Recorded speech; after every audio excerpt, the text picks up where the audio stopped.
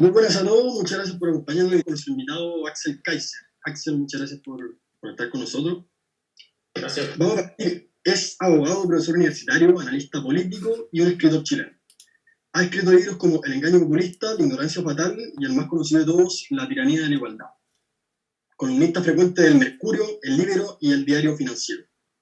Hoy día también es director ejecutivo internacional de la Fundación para el Progreso, director de la cátedra Friedrich von Hayek de la Universidad Adolfo Ibáñez, entre otras cosas. Axel, nuevamente muchas gracias por acompañarnos. Me gustaría si pudieras dar una breve introducción al tema que vamos a tocar hoy día. Bueno, lo que ustedes me han comentado es que hay interés por discutir sobre los efectos económicos que va a tener esta crisis del coronavirus. Yo creo que deberíamos entrar a analizar también el contexto nacional en el que nos toca esta crisis sanitaria, que es uno que, como todos sabemos, se puso en cuestión la institucionalidad completa a partir de una explosión delictual y al mismo tiempo una crisis social del año pasado que terminó por llevar a la Constitución al banquillo de los acusados y abrir camino, ¿no es cierto?, para crear de nuevo una carta fundamental desde cero. De hecho, este domingo que viene tendría que haber sido el plebiscito. Entonces, la economía en Chile ya venía muy deteriorada por este desorden público, la total incapacidad del Estado de Chile de asegurar el derecho a propiedad, la libertad de movimiento y el orden público, lo cual genera mucha incertidumbre en los inversionistas, porque en un país en el que tú no tienes tranquilidad, control y protección a la propiedad, los supermercados pueden ser cuantos quemaron, decenas o cientos, farmacias, estaciones de trenes, de metro, digo, y así suma y sigue. Bueno, tú no inviertes en un país así, es muy difícil, es muy atractivo para la inversión. Al revés, tu propiedad no está asegurada. También se desbocó el populismo de los políticos. El presidente Piñera salió a promover y anunciar un paquete de gasto fiscal gigantesco, de un nivel que probablemente no era financiable tampoco. Y eso también asustó a muchos inversionistas y a mucha gente, sobre todo porque después del anuncio no se calmó en lo absoluto el desastre social, o más bien la ola criminal y delictual que se desarrolló. Y con, insisto, una incapacidad completa, el Estado chileno en total evidencia a la clase política, que es incapaz de garantizar la gobernabilidad en este país. Ahora, eso que llevó el dólar, acuérdense, a más de 800 pesos, el Banco Central intervino para bajarlo, lo podría haber llevado tal vez a 900 pesos, quién sabe, y porque la gente se estaba llevando su plata del país, este país ya no es lo que era, eso tenemos que entenderlo. Bueno, nos generó un tremendo daño también a la imagen internacional. Y hoy la pandemia, la crisis del coronavirus, más allá de sus aspectos trágicos, constituye una tremenda oportunidad y un efecto, yo te diría, casi positivo, que es el que ofrece, que es que suspendimos el referéndum de ahora del 27 de abril, exacto, 27 de abril o 26 de abril. Lo postergamos a octubre y con eso evitamos un eventual triunfo del apruebo para crear una nueva constitución, lo cual habría sido a todas luces un acto de suma irresponsabilidad e inmadurez de nuestro país, porque las constituciones no tienen absolutamente nada que ver con las posibilidades de progreso, en el sentido en que cambiándola tú vas a lograr una prosperidad mucho más grande. Lo que puede hacer es crear una tremenda incertidumbre, una discusión que no termina nunca, deshacerte de instituciones que son fundamentales para el desarrollo, que están en nuestra Constitución, como la independencia del Banco Central, y con eso lo que logra finalmente, sí, es arruinar la economía, pero hacerla crecer y volar porque simplemente cambiaste una Constitución y tener derechos sociales para todos y a nadie le falta nada, eso es una utopía, es absurdo. Y por suerte, el coronavirus permitió, ¿no es cierto?, que se postergara el plebiscito de octubre. Vamos a ver si se termina haciendo en octubre. Yo creo que hay una mayor probabilidad de que en octubre gane un rechazo. Ya vemos que la última cadena muestra que la mayoría de la gente ya no está de acuerdo con las movilizaciones sociales, porque ahora tenemos que enfrentar problemas de verdad. Lo que estábamos discutiendo el año pasado no eran problemas de verdad, eran problemas imaginarios. Lo de la Constitución es, yo lo voy a decir en todas sus palabras, es una estupidez. No tiene absolutamente nada que ver la Constitución ni con Chile, ni con la falta de recursos para pensiones o para salud y cosas por el estilo.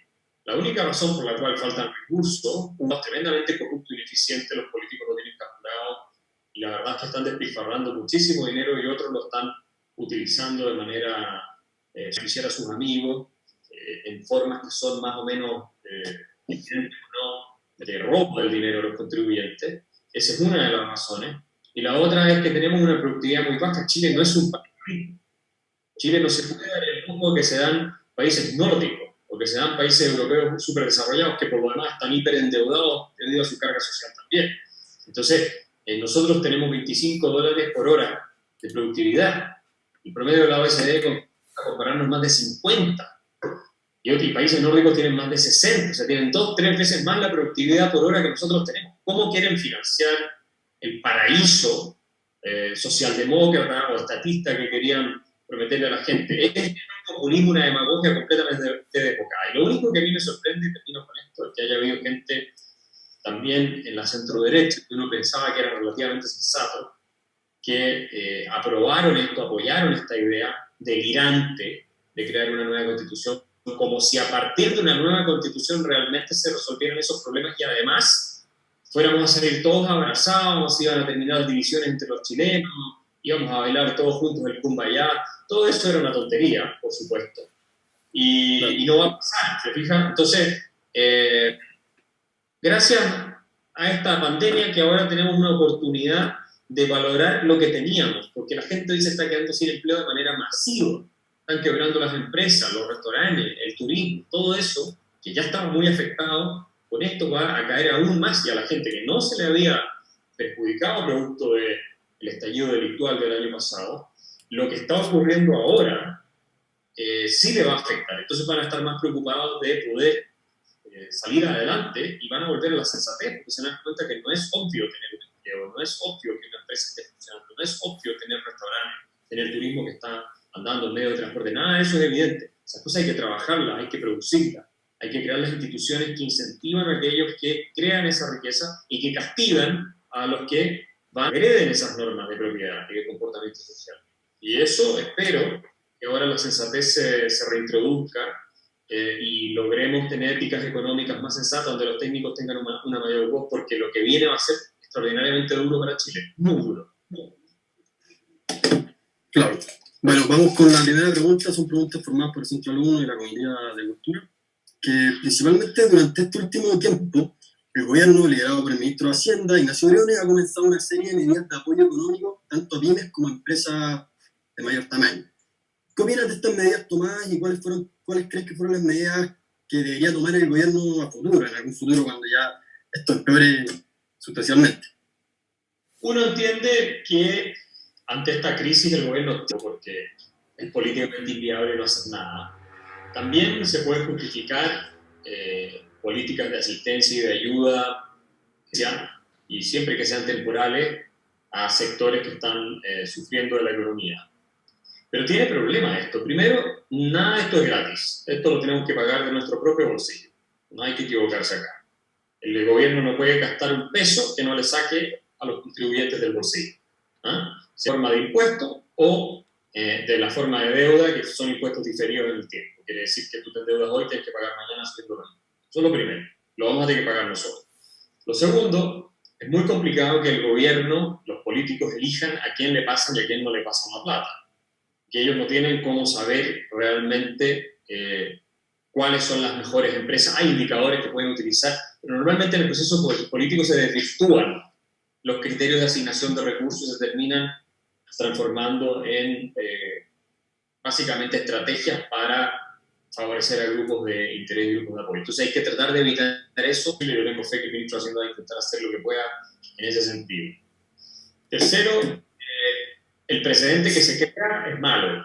Esto de que el gobierno tiene que salir a rescatar es un mal precedente, porque la gente se acostumbra a eso. Ya vimos que después de la crisis financiera del año 2008, el sistema bancario y financiero internacional salió a ser rescatado por los bancos centrales y los gobiernos, en muchos casos sin ninguna necesidad, por no dejar quebrar los bancos que tenían que quebrar, que es lo que debieran. Y hasta el día de hoy seguimos con estímulos monetarios que nadie pensó que iban a estar todavía en circulación a estas alturas, y que han tergiversado completamente la asignación de recursos en la economía y que han favorecido a ciertas élites, ¿no es cierto?, que han inflado los precios de los activos, que es una de las razones por las que la desigualdad de patrimonio estaba en los estados de los bancos centrales. Y además han acumulado deudas gigantescas. Así que ese es un tercer punto que tenemos que tener presente. Por último, tenemos hoy en Chile es una crisis y otros países es una crisis económica producto de oferta. Quiere decir que no se está produciendo porque no se está yendo a trabajar, la gente se está quedando en la casa, la máquina se trancó. Y eso significa que la única manera de resolver el problema sostenible es con políticas que favorezcan la producción. Y por tanto, para ir a tu segunda pregunta de qué debieran hacer, no queda ninguna duda que lo que hay que hacer es bajar sideralmente los impuestos a las empresas. Tenemos que volver a los niveles que teníamos antes de la locura redistributiva, cuando teníamos 17% de impuestos a las empresas, sin cobrarle impuestos a la reinversión. Relajar muchísimo las regulaciones, sobre todo laborales, para que sea mucho más fácil contratar gente y también despedir gente si es necesario. Porque obviamente cualquier costo a la salida es un costo, entonces agiliza el mercado del trabajo.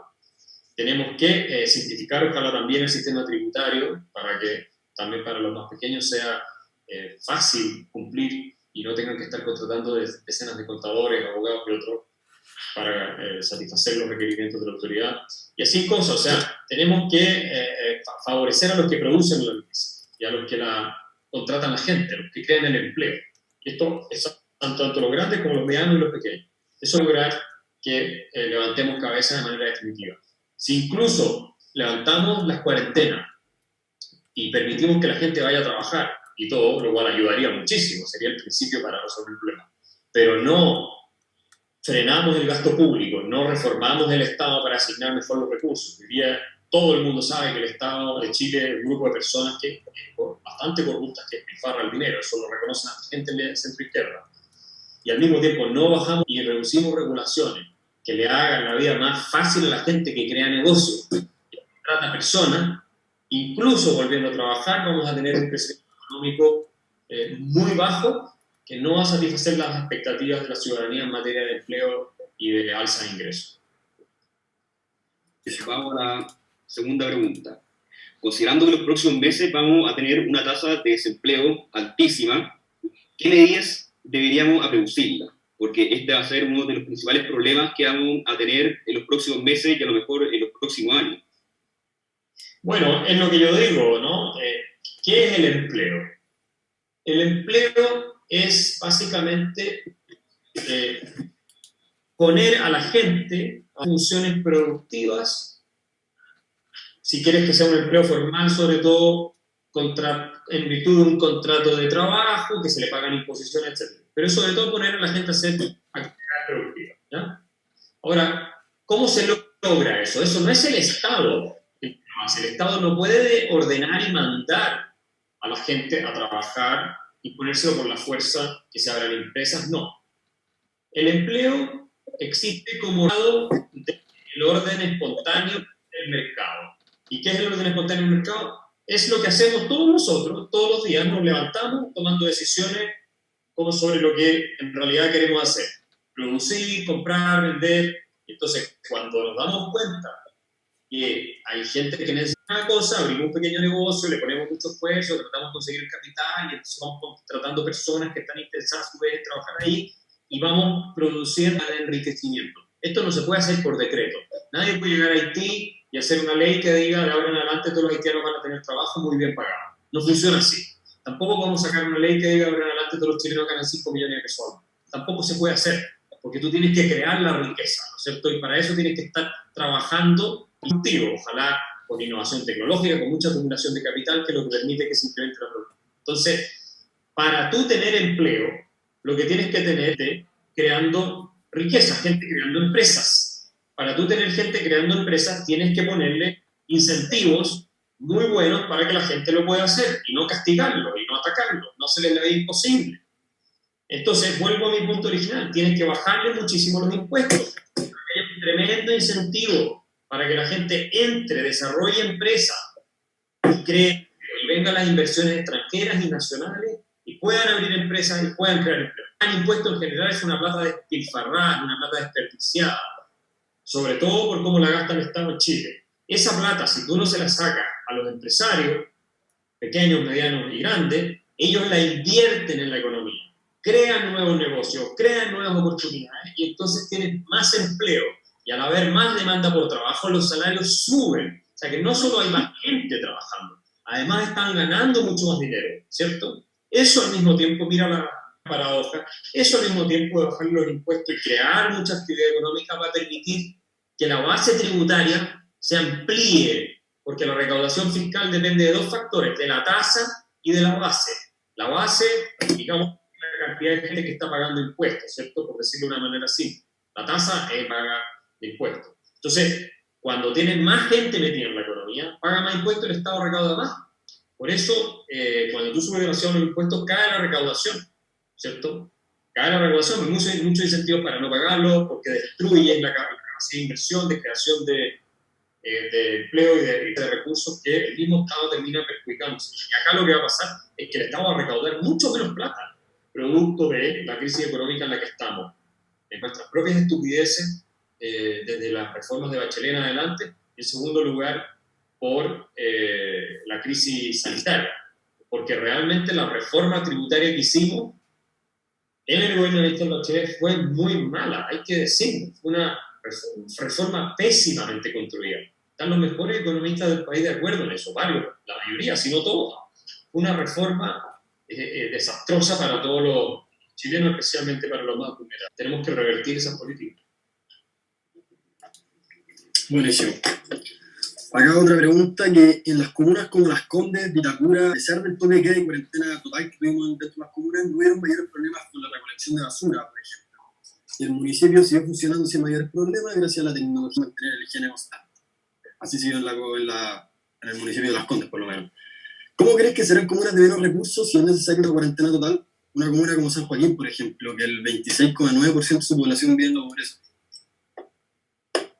No lo sé, porque el tema de las cuarentenas tiene que ver con políticas públicas muy técnicas, basadas en la evidencia empírica y el conocimiento sobre la epidemia.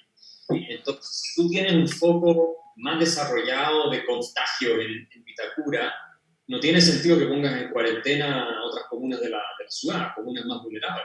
Es más, le vas a hacer un tremendo daño porque esa gente sí que necesita trabajar. Muchos ahí viven día a día, ¿no? Lo que ganan en el día es subsistiendo en muchos casos. Entonces, no tiene necesariamente sentido hacerlo.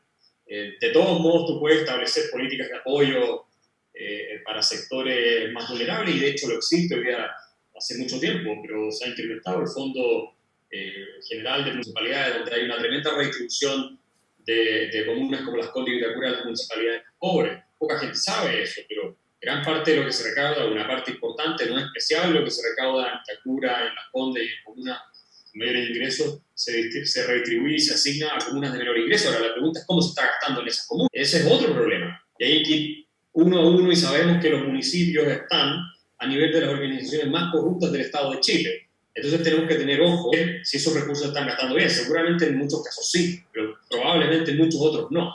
Entonces, y tampoco es sana la lógica de ¿verdad? Es bueno que las comunas tengan, sobre todo los primeros, orden público y seguridad.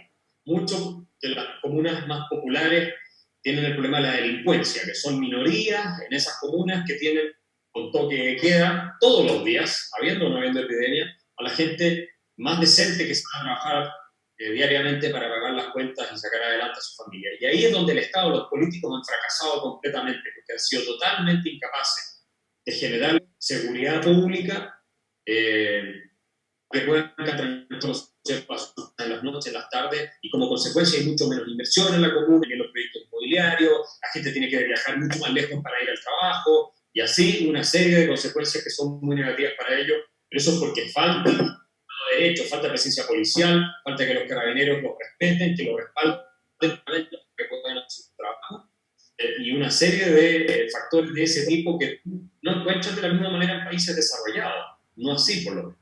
Entonces, sí existe el problema también en ese sentido, pero los tratan de combatir de manera un poco más. Así que yo diría que esos son los pasos que hay que dar, y sobre todo hacer respetar la ley, porque la gente que se transporta de esas comunas más populares en metro, a ellos a los que principalmente afectaron destruyendo las estaciones de metro.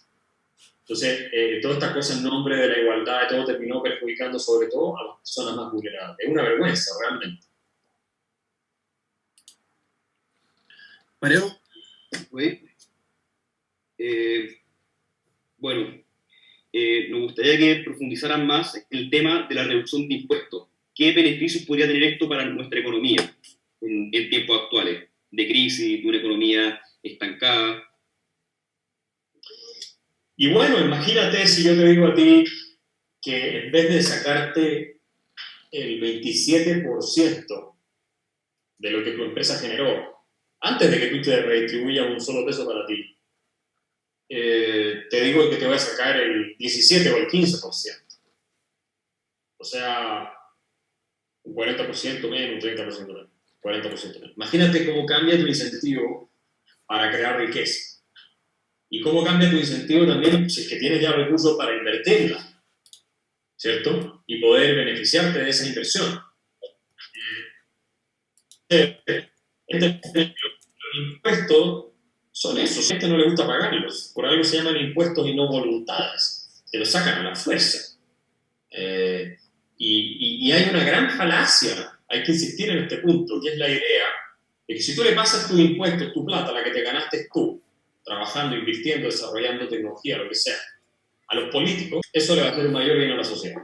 Porque los impuestos les van a manos de los políticos, no van a manos de ángeles totalmente honestos y pulcros que miran por el bien común. No. Y el Estado son personas de carne y hueso. El Estado tampoco es un ente divino que está flotando en la estratosfera y está decidiendo, ¿no es cierto?, especie de iluminación celestial, qué es lo que va a pasar con la plata. No. Cuando tú pagas impuestos, se lo estás dando a Gabriel Boric, se lo estás dando a Mario Desbordes, se lo estás dando a Giorgio Jackson, se lo estás dando a, ¿cómo se llama?, a los políticos que tenemos en el Parlamento, a Florcita Motúa. Ellos son los que hacen la plata. Ellos votan la ley de presupuesto todos los años, y los ministros y el gobierno de turno lo propone, ¿cierto?, en qué partidas de gasto se van a hacer. Entonces, mucho cuidado con esto de que los impuestos son una cosa beneficiosa. No, los impuestos en general son tremendamente perjudiciales. Por supuesto hay un mínimo de, sobre todo si se gastan bien. Otro de los problemas, nosotros pagamos muchísimo impuesto en Chile. Muchísimo impuesto. La recaudación por impuestos es las más altas del mundo. Eso nadie lo dice. Nosotros tenemos una tasa de impuestos de impresión más alta que Suecia, que los países nórdicos, en Chile. Y tenemos impuestos personales más bajos, eso es verdad, pero la tasa de impuestos a la empresa es muy alta. Y mira los niveles de... No tenemos ni siquiera seguridad pública decente. Hay que pagarlo de toda parte. El que puede se escapa del sistema estatal, porque está totalmente dominado por grupos de interés que lo saquean en su propio beneficio. Creo que esto ha sido uno de los temas que Evópolis, que Felipe Castro ha mencionado muchas veces, y tiene razón, que el Estado no está al servicio de los ciudadanos hoy día. ¿Por qué? Porque los políticos no están al servicio de los ciudadanos, los grupos de interés tienen capturado el Estado, que son los amigotes de los políticos, que a su vez son todos del Estado, porque son de ellos son los dueños, y trabajan para ellos. Y eso no significa que no haya funcionarios públicos honestos y que hagan su trabajo, pero hay un gran grupo que no lo hace. y que es tremendamente ineficiente porque tú no los puedes echar, no les puedes exigir que cumplan mejor. El 100% de los programas de los empleados públicos prácticamente en la evaluación final, cuando a los que evalúan, los evalúan positivamente, con notas muy positivas, y les pagan un bono de desempeño y cosas así. Y los programas sociales que son mal evaluados, donde hay un porcentaje mal evaluado, no los eliminan. Se sigue botando plata y se sigue despilfarrando. Por eso Milton Friedman tenía toda la razón. Léanse un ensayo de Milton Friedman que se llama Why Government is the Problem? ¿Por qué el gobierno es el problema? Es un ensayo bien corto, se lo recomiendo. Y Friedman dice, bueno, en el Estado, cuando hay un fracaso, significa que aparece fracaso. En cambio, en el mercado, si tú fracasas, pierdes tu plata. Trátalo bien. En el Estado nadie cuida nada.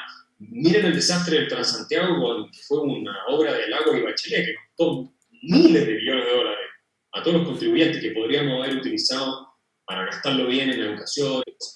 Un programa que se utiliza en las universidades del mundo como un ejemplo de fiasco de materia de políticas públicas. Y eso es un y ninguno de los dos. Ninguno de los dos se hizo responsable de ese desastre.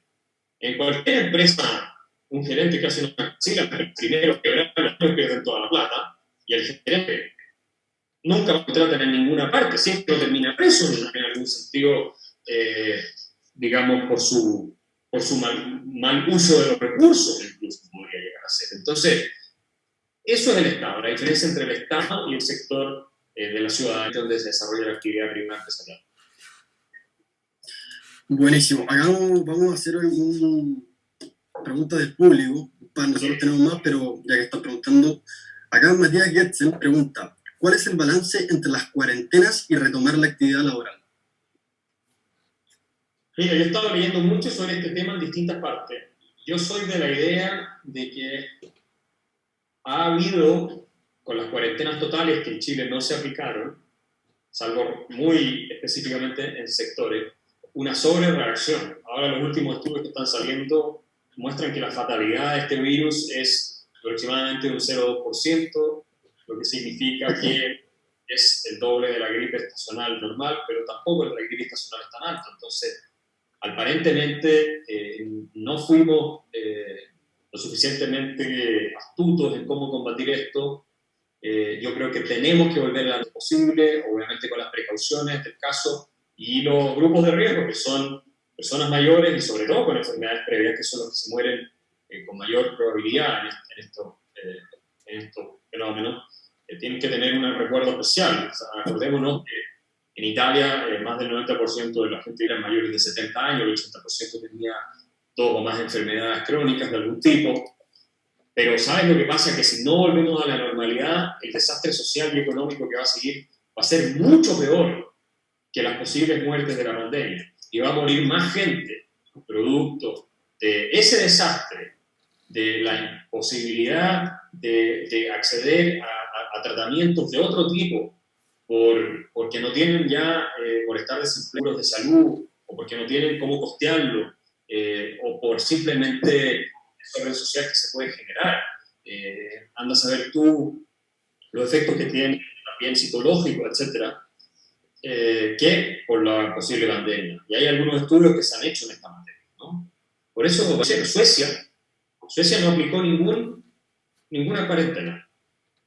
Suecia no aplicó cuarentena. Y la verdad es que no es más España que Italia. Incluso ahora la curva no solo se aplanó, sino que está cayendo la curva de mortalidad en Suecia. Sí, hay una cierta cultura de la distancia, de no juntarse más gente, demasiada gente, pero ni siquiera los cafés ni los restaurantes, nada está cerrado de eso. Entonces, yo creo que cuando se escriba la historia de la pandemia, va a haber muchas críticas a cómo muchos países manejar. Que hasta ahora está manejado relativamente bien. Yo espero que recuperemos luego la actividad normal, si no, el país va a tener completamente dañado únicamente. Y eso va a ser una crisis mucho peor que la crisis sanitaria. Pues, esta es una pregunta de Tomás Prieto, que pregunta, ¿cómo ciudadanos y estudiantes podemos aportar con la situación económica? Mira, como estudiantes yo les diría que su principal obligación es formarse, educarse y leer, ¿ya? Y no opinar desde la guata, desde los instintos, desde la subjetividad, desde lo que los hace ver bien frente al resto, de la pose que se ve en Instagram, no opinar de ahí. Fórmense, edúquense, porque estos problemas se resuelven con la fría racionalidad. El mundo es límite, los recursos son escasos, las posibilidades de actuar no son infinitas, la utopía no existe. Hay que tener cuidado con lo que se dice, lo que se piensa y lo que se hace, porque podemos destruir cuestiones que cuestan mucho construir y recuperar. Entonces, lo primero es formarse, estudien economía, lean el libro de Henry Hazlitt de Economía en una lección, partan por ahí.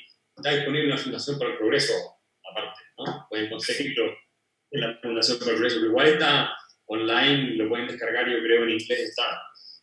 Lean a Ludwig von Mises, la burocracia, por ejemplo, la mentalidad anticapitalista. Los que son más interesados lean la acción humana de von Mises, que es una cosa ya, un tratado de economía mucho más complejo, más profundo, pero fórmense, edúquense, esa es la principal obligación de un estudiante, opinar con fundamento, decir cosas que sean racionales, no pura subjetividad, pura histeria, pura hormona, no puede ser así. El hecho de ser estudiante no lo faculta, ni lo justifica, ni los exime de la responsabilidad de hablar informadamente y de contener sus pulsiones, ¿no es cierto?, revolucionarias, transformadoras, y a veces, francamente, como digo, hormonales, porque de esto también hay, ¿no? Y por tanto conviértanse en ciudadanos, ya pueden votar en ciudadanos que son dignos de tal condición. Esa es la principal responsabilidad. Buenísimo, disculpa, acá viene una pregunta, te leo el tiro. Acá, Juan Pablo Silva. Si el Estado, en un caso muy hipotético, fuera extremadamente eficiente, ¿mantendrías tu filosofía de pensamiento tan crítica de este? No, si el Estado fuera extremadamente eficiente, por supuesto que sería más tolerable desde el punto de vista psicológico el hecho de que tú le pagues impuestos, claramente, y sobre todo si estás viendo que beneficia a gente que lo necesita. Uno dice, bueno, estoy pagando impuestos, pero hay algo a cambio, hay seguridad pública, no hay delincuencia, funciona, no sé, el servicio de salud de la manera como debería funcionar, hay buena educación. Uno dice, ok, bueno, ya puede ser que no me guste pagar los impuestos en principio, porque sí es una agresión a tu libertad, el dinero te lo ganaste tú también lo vas a poder invertir y gastar y vas a beneficiar a la gente haciendo eso, pero si por último tiene un nivel de eficiencia como el de Singapur o como el de Suiza o qué sé yo, tú dices, ya, hay un cierto nivel que estoy dispuesto a pagar y lo hago relativamente tranquilo. Siempre filosóficamente va a poder haber la discusión sobre si se justifica o no pagar impuestos. Pero en la práctica tú puedes estar tranquilo. Porque, dicho sea de paso, Singapur y Suecia tienen tasas de impuestos bastante, Suiza digo, tienen tasas de impuestos bastante bajas, ¿no?, para ser países desarrollados comparado con otros. Entonces ahí yo sería menos crítico desde el punto de vista de lo que está haciéndose con la plata. Porque por pagar impuestos se está viendo que se beneficia a la gente y donde uno también eventualmente puede beneficiarse, bueno, lo hace de manera más tranquila, lo hace de manera más pacífica, ¿no? Estás más conforme si tú ves que tus impuestos están bien gastados, que no tienes miedo que te hagan un portonazo, que te den seguridad pública y que no tengas que estar contratando guardias privados aparte, cámaras, alarmas y todas esas cosas. Ya eso sería como, porque es el rol que el Estado solamente puede cumplir, ¿no?, salvo los anarquistas que postulan otras cosas, pero en general el Estado, el rol esencial es la seguridad de nuestra vida, de nuestra propiedad, de nuestra libertad, pero ni siquiera eso cumple. Entonces, que nos devuelvan la plata, yo diría, ¿no? ¿Alguna pregunta? Sí, acá tenemos una. Esta es de Emilio Kurt. Entendiendo que llevamos pagando impuestos que han subido en los últimos 30 años, ¿cuál es el camino que deben tomar los gobiernos para manejar bien sin seguir subiendo los impuestos? Hay un proyecto de modernización del Estado que lo elaboró el sector público. Yo creo que habla hace mucho tiempo que es urgente que nosotros tengamos un Estado del siglo XXI y no un Estado del siglo XIX, donde no hay mecanismos de información centralizada, donde tienes un montón de ministerios completamente inútiles que yo cerraría, donde la digitalización si no, ha avanzado muy poco, donde tienes que todavía hacer colas para sacar todo tipo de papeles que tienes que llevar a otra oficina. tiene funcionarios que no, en realidad están ahí calentando el asiento y nada más. O sea, todo eso no puede ser. Esto es plata que tenemos que pagar nosotros. Y están todos los amigos, los parientes, los políticos metidos adentro. Queramos estar o quedándose en nuestro bolsillo, que es lo que yo digo en primer lugar, para que nosotros hagamos lo que queremos con esa plata, ¿no? Invertamos, creemos empleo. O por último, si es que el Estado ya la va a gastar, que la gaste de verdad para que no haya delincuencia. De verdad, para que la educación sea de primer nivel. Cosas así. Y no para sindicatos, sobre. Entonces, ese es el rol prioritario. Nosotros tenemos poca conciencia contribuyente en los países de América Latina porque venimos de la tradición de todo.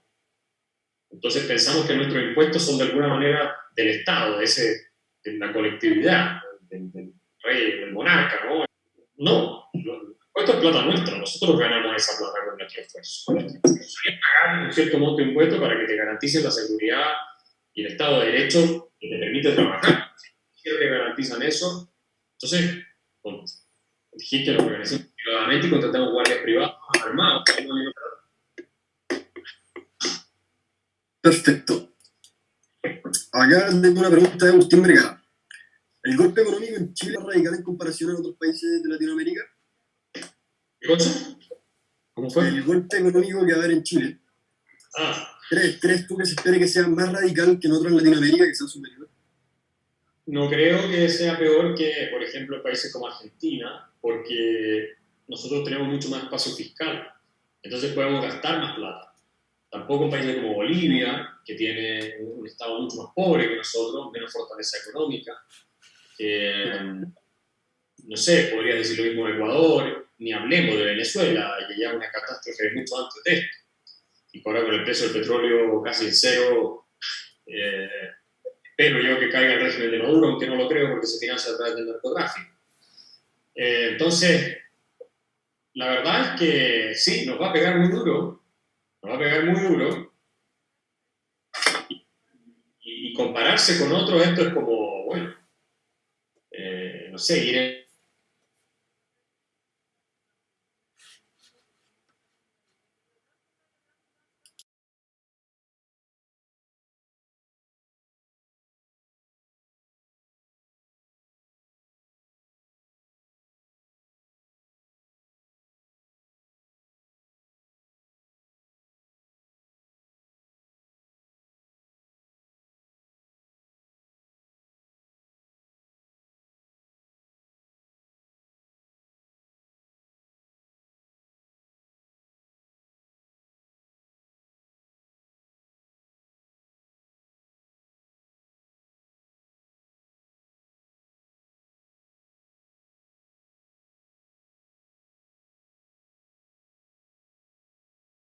ustedes van a estar pensando un par de años más a qué país se van a vivir, porque no van a querer quedarse acá.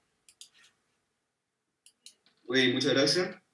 Tenemos la siguiente pregunta que es de José Álvarez, que pregunta: ¿cree que con la subida de la tasa de interés hay una inflación en el corto plazo?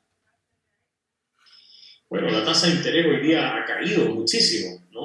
El Banco Central la fijó en 0,5% la tasa de interés interbancaria. ¿Podría haber inflación con toda esta inyección de liquidez que se está haciendo si el dinero realmente empezara a entrar a la economía de manera fuerte, a raudales, ¿no?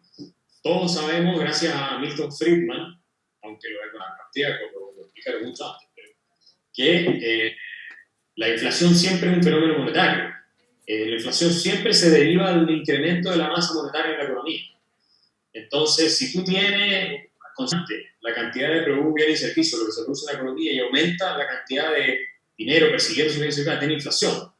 La pregunta es si la inyección de liquidez que se está realizando hoy en día va realmente a entrar con fuerza en la economía, o los bancos en parte la van a retener cuando la reciban, la que al menos reciban del Banco Central u otro lado, que tienen a quien pasar el dinero, que están el dinero porque son proyectos demasiado riesgosos.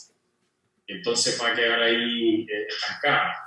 Si entra a la economía de manera masiva y no se produce una activación como tendría que producirse, en algún minuto puedes tener esta inflación, o sea, puedes tener una inflación alta y un crecimiento económico negativo, o más bien estancado, sin crecimiento económico, un escenario catastrófico.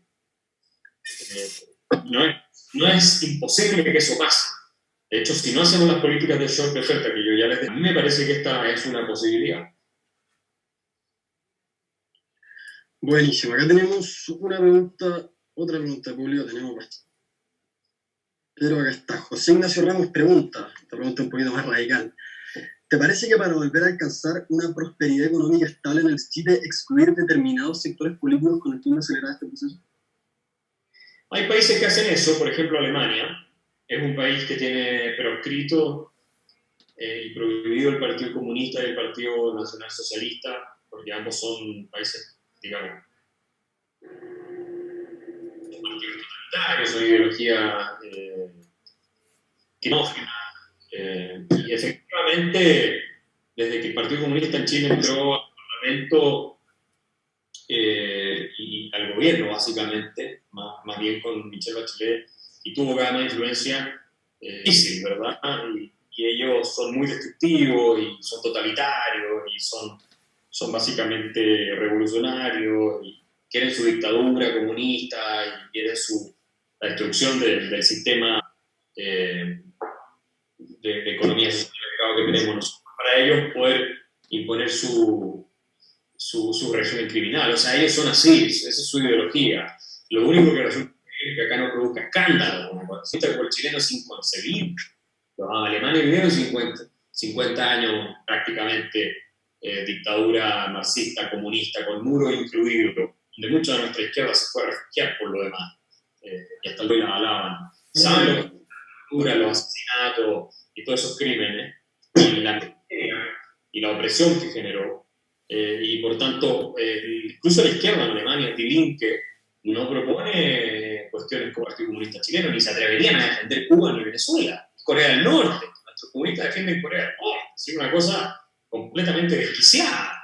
Son, francamente, la patología del sistema político nacional más extrema. Ahora, también decir, pero es mejor que esté en el sistema, se combate dentro del sistema, sí, también es una visión posible de las cosas. Los alemanes los habrían prohibido ya. El Partido Comunista Chileno no podría existir en Alemania, eso está claro, por su componente totalitario, porque no creen en la democracia. O sea, si creen en la democracia, llega al poder democráticamente para después controlar el poder y crear una dictadura. Si el Partido Comunista Chileno pudiera hacer eso, lo haría de todas maneras. Claro, pero el gobierno alemán, corta introducción, perdón, el gobierno alemán es incluso socialdemócrata, Angela Merkel es de la democracia cristiana alemana. Angela Merkel, en la época de posguerra, Alemania tiene, obviamente, Alemania Occidental y después se reunifica en el año 90, tiene un sistema democrático, con partidos políticos que van desde la centro-derecha hasta la centro-izquierda, pero más o menos está poniendo en cuestión la democracia, y hay un órgano que se encarga de vigilar todos los movimientos que puedan ser una amenaza a la democracia en Alemania y de proscribirlo si es necesario. Ahora, esta es una discusión más sofisticada, porque a veces tú prohíbes un partido y aparece el mismo nombre después de nuevo. Entonces, no es tan simple, pero sí me parece que nosotros tenemos un problema en el sentido que no quiere jugar con las reglas del juego democrático y del Estado de Derecho y de la economía social de mercado. Y creen todavía en utopías totalitarias y aspiran a introducir, si pudieran en su imaginación, algunos de ellos al menos tener una dictadura en Chile, por algo a Corea del Norte y a Venezuela. O sea, nadie que no crea en ese modelo puede defenderlo. Y de hecho, tenemos un par de diputados bien jóvenes, ¿no?, que salieron felices en la reunión con Fidel Castro diciendo que Cuba era la luz y la esperanza y ese el faro que Chile tenía que seguir. Son sus confesiones, no es que uno se imagine estas cosas, ¿no? Entonces, creo que han sido muy destructivos. Ok, vamos a cerrar con esta pregunta, que es de pregunta. Friedman propuso ponerle un límite constitucional al gasto estatal. ¿Cuál es tu opinión al respecto? Estoy de acuerdo con poner un límite constitucional a la deuda pública. Por ejemplo, Alemania tiene una norma en ese sentido, y por lo tanto legal. Hay que evaluar si una norma tipo gasto público no puede ser más del 25% de introducirla, no me refiero desde el punto de vista técnico, político, sino técnico. Técnicamente tal vez sería posible algo así. Define bien con un horizonte de tiempo, ¿no? Más que año a año. Y de hecho el Tratado de Maastricht establecía un máximo endeudamiento de 60% del PIB para los países miembros de la Unión Europea, de la Comunidad del Euro. Y eso no se cumplió tampoco por los países más grandes. También allá no se cumplen las normas, fue una de las razones que terminaron en la crisis del euro. Entonces, sí, que si se puede meter en la Constitución, todo lo que sea frenar el afán despilfarrador de los políticos, el impulso populista, la gana de sobornar a la gente con su propio dinero, yo lo pongo, lo firmo inmediatamente. Y la Constitución nuestra tiene varias cláusulas de ese tipo. Por eso es que la izquierda debe destruir la derecha ingenua, insisto, se abre a la posibilidad de que la termine destruyendo. Con esta utopía mínima, una constitución mínima, que me parece vivir en otro planeta. El problema que tiene Chile en parte, fíjate, son sus intelectuales, que han estudiado doctorados en universidades extranjeras, en Europa y en Estados Unidos, de izquierda a derecha. Yo me incluyo, pero creo que una buena parte de ellos ha perdido totalmente el contacto con la realidad local. Entonces creen que si hacemos un proceso constituyente en Chile van a estar en la Convención de Filadelfia en 1787 discutiendo con James Madison, con Alexander Hamilton, y que van a salir puras normas razonables, y vamos a tener una constitución representativa y que va a cuidar el bienestar del país, y que si es mínima no importa, porque después democráticamente se resuelven los asuntos y el país no se va a terminar destruyendo. Bueno, fue precisamente porque la constitución anterior, la del 25, no establecía una serie de límites a la demagogia de los políticos que se terminó por destruir la democracia en Chile. Esa es una lección que ni siquiera constitucionalistas de derecha y centro-derecha han aprendido. Pero es así. Bien, Axel, vamos cerrando. Quisiera hacer un comentario antes de que termine esta conversación tan interesante que hemos tenido hoy día. No, agradecerles por la invitación. Les deseo mucha suerte. Espero que no pierdan el ánimo, porque estar encerrado es complicado. Y que los estudiantes estén empezando a valorar de nuevo lo que es ir a clases, ir al colegio y también ir a la universidad. Como se pasaban en paro todo el tiempo, uno habría pensado que esta cuestión de tener que ir a clase era el peor castigo que hay, y hoy día están reclamando que yo uno que viene a la universidad. Espero que, y a los colegios, espero que no sea para hacer paro. En el colegio usted entiendo que ha sido mucho más civilizado todo, pero en muchos otros colegios ha sido distinto. Y me alegra que se den cuenta de que hay cuestiones tan simples como estar compartiendo con tus amigos en una sala de clase con el profesor, oyéndolo directamente, que enriquecen muchísimo la vida, que son tremendamente formativas y poderosas en términos de experiencia, y que te hacen tener un día a día mucho más pleno, que al final es de lo que se trata todo esto. Así que les deseo lo mejor, y bueno, tal vez nos veremos presencialmente cuando haya terminado la pandemia del coronavirus. Buenísimo, también te damos las gracias como centro alumnos por esta charla. Te queremos decir que debido al éxito y a la cantidad de preguntas que no pudimos responder, seguramente vamos a invitarte nuevamente. Y eso, muchas gracias a todo el público que nos vio. También quería agregar que el miércoles a las 7 p.m. tenemos una charla de este mismo tipo con Fernando Atrias, conocido, ex militante del Partido Socialista, ahora un nuevo movimiento, Fuerza Común. Vamos a hablar sobre temas de constitución y temas parecidos a él. Muchas gracias.